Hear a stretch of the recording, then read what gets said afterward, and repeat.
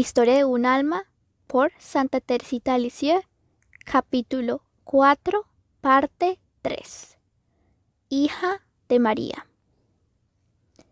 Casi inmediatamente después de mi entrada en la abadía, ingresé en la congregación de los Santos Ángeles. Me gustaban mucho los ejercicios de devoción que en ella se prescribían, pues sentía una especial inclinación a invocar a los bienaventurados espíritus celestiales, y en particular al que Dios me dio para que fuera el compañero de mi destierro.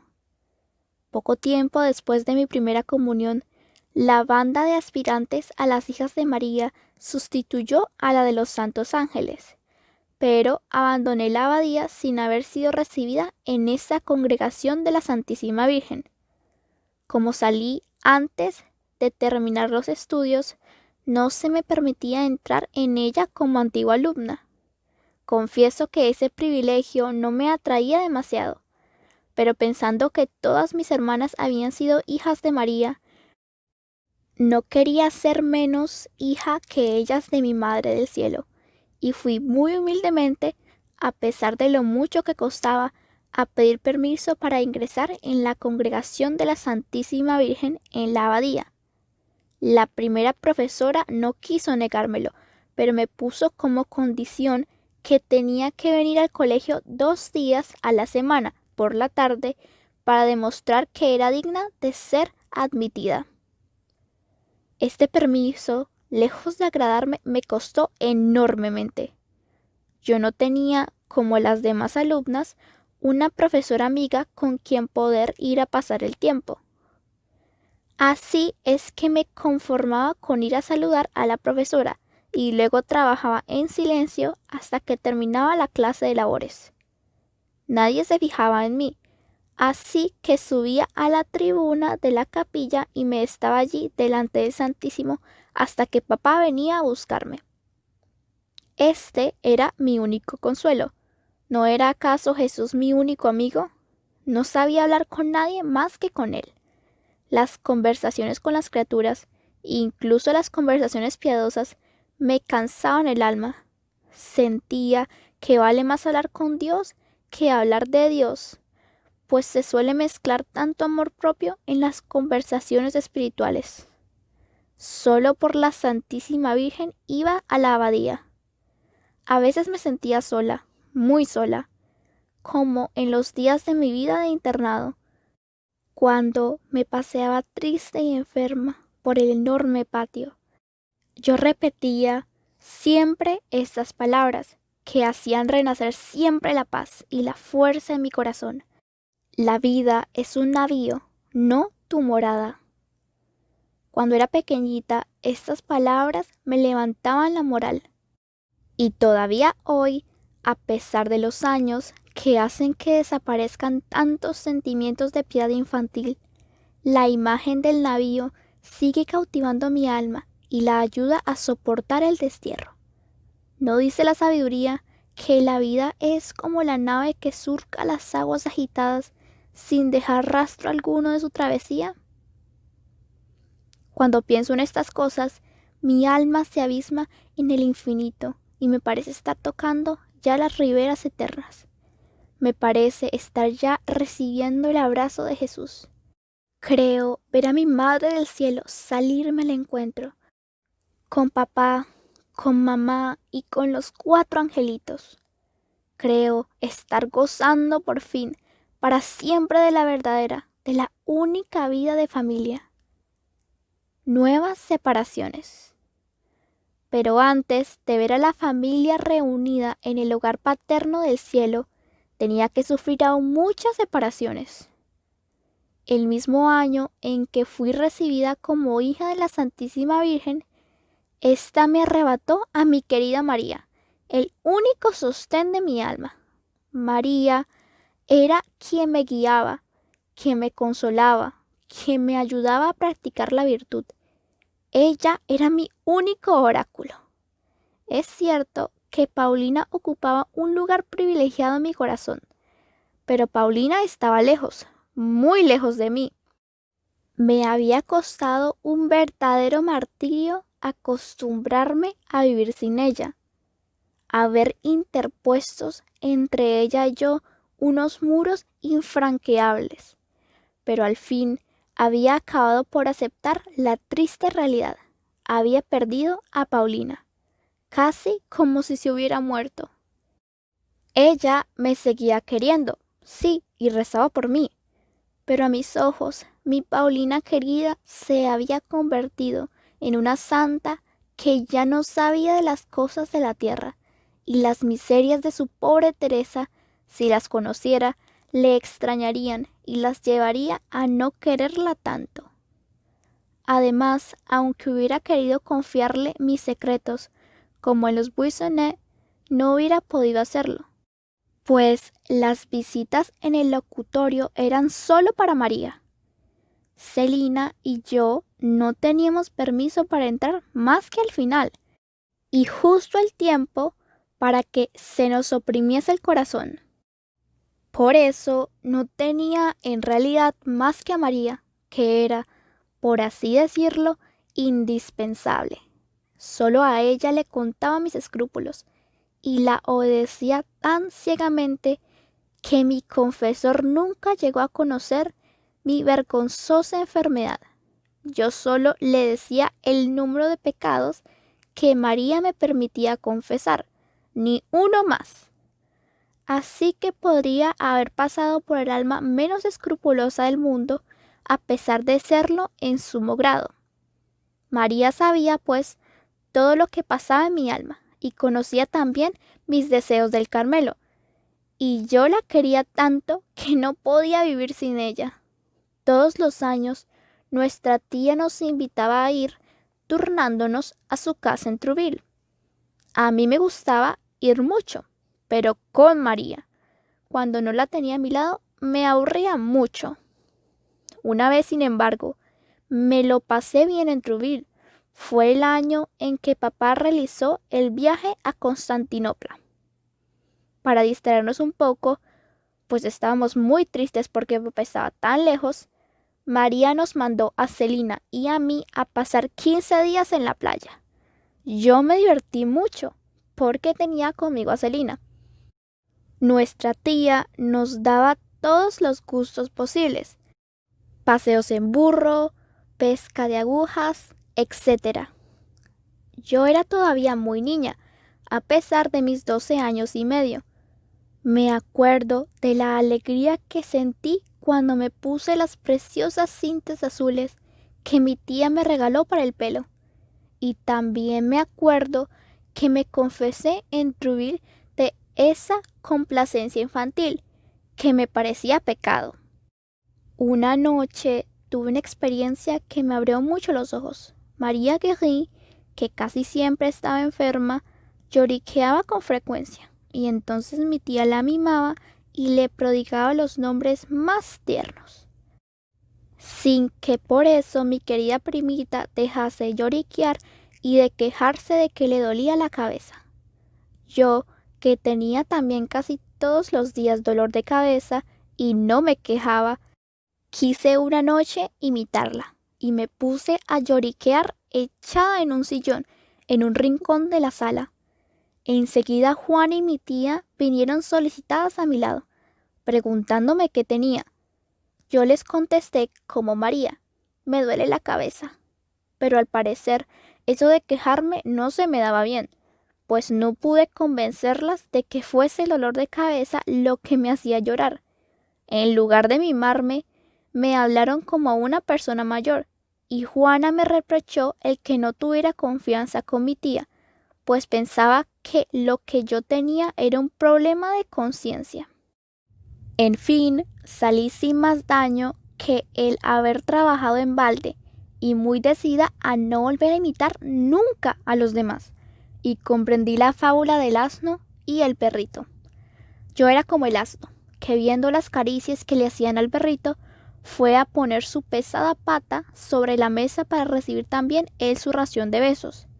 Pero ay, si no recibí palos, como el pobre animal, recibí realmente el pago que me merecía. Y la lección me curó para toda la vida del deseo de atraer sobre mí la atención de los demás. El único intento que hice para ello me costó demasiado caro.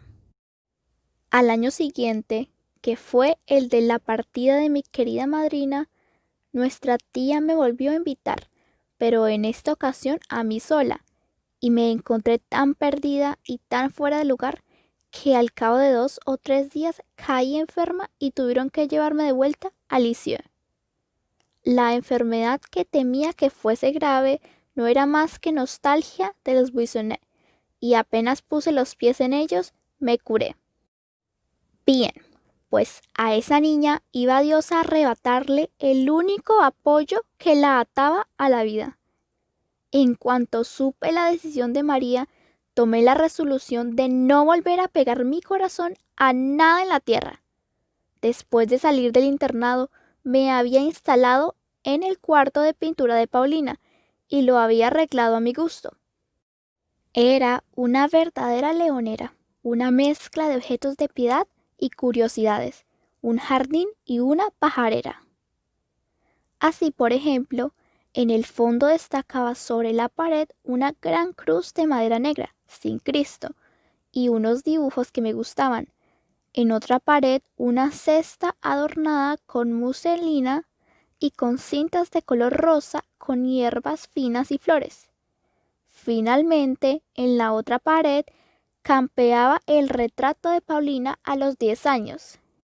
Y abajo de este retrato tenía una mesa sobre la que estaba colocada una gran jaula, en la que había encerrados un gran número de pájaros, cuyo gorjeo melodioso aturdía a los visitantes, pero no a su amita, que los quería mucho.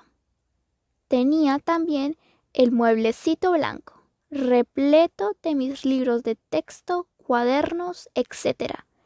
Y sobre este mueble tenía colocada una estatua de la Santísima Virgen, con floreros siempre llenos de flores naturales y con candeleros.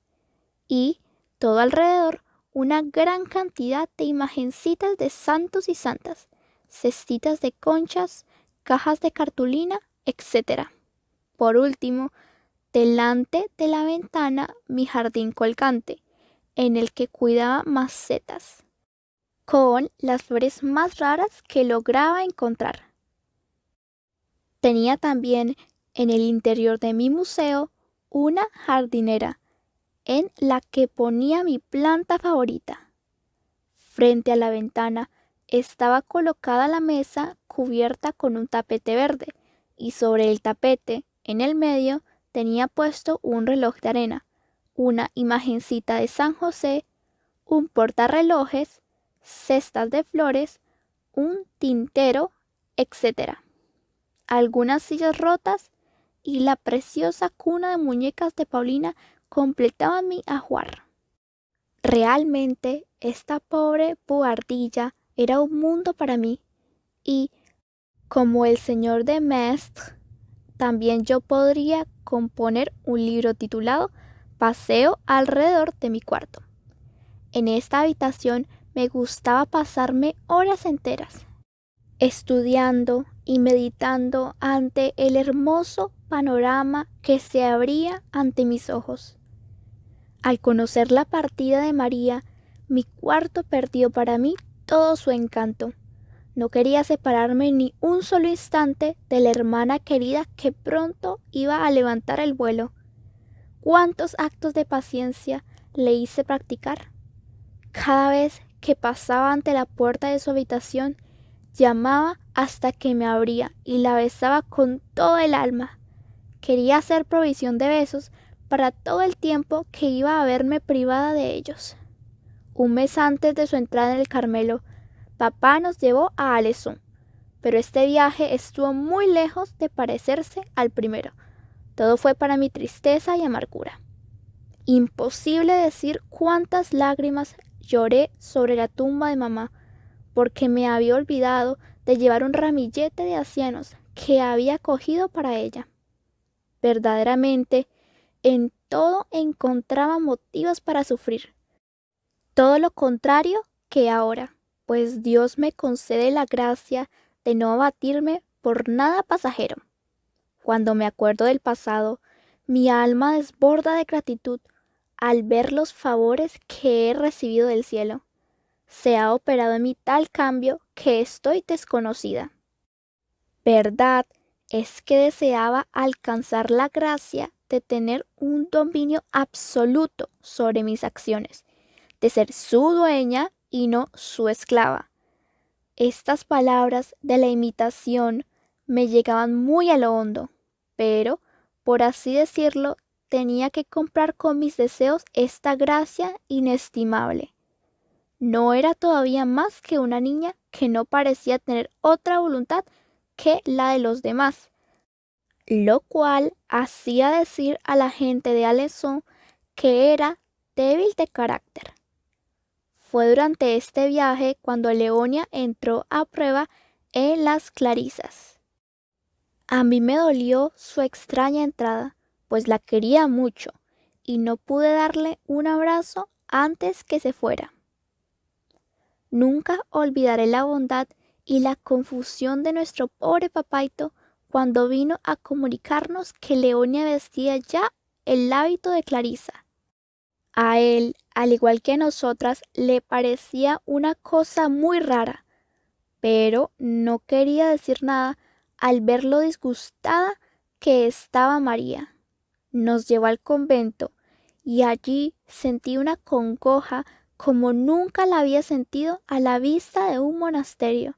Me produjo el efecto contrario al del Carmelo, donde todo me dilataba el alma. Tampoco me entusiasmó más la visita de las religiosas, y no sentí la menor tentación de quedarme con ellas. No obstante, nuestra pobre Leonia estaba muy guapa con su nuevo traje. Nos dijo que la miráramos bien a los ojos, pues ya no volveríamos a vernos. Las Clarisas no se dejan ver más que con los ojos bajos. Pero Dios se conformó con 2 meses de sacrificio, y Leonia volvió a enseñarnos sus ojos azules, muy a menudo bañados en lágrimas. Al dejar a Alençon, yo pensé que Leonia se quedaría con las Clarisas, por lo que me alejé de la triste calle de la Media Luna con el corazón muy apenado. Ya no quedábamos más que 3, y pronto nuestra querida María nos iba también a dejar. El 15 de octubre fue el día de la separación. De la alegre y numerosa familia de los Buissonnet ya solo quedaban las 2 últimas hijas. Las palomas habían huido del nido paterno, y las que aún quedaban hubiesen querido volar tras ellas, pero sus alas eran aún demasiado débiles para que pudieran levantar el vuelo. Dios, que quería llamar hacia sí a la más pequeña y más débil de todas, se apresuró a hacerle crecer las alas. Él, que se complace en mostrar su bondad y su poder sirviéndose de los instrumentos menos dignos, quiso llamarme a mí antes que a Celina, que sin duda merecía más que yo este favor. Pero Jesús conocía muy bien mi debilidad, y por eso me escondió a mí primero en las cavernas de la roca.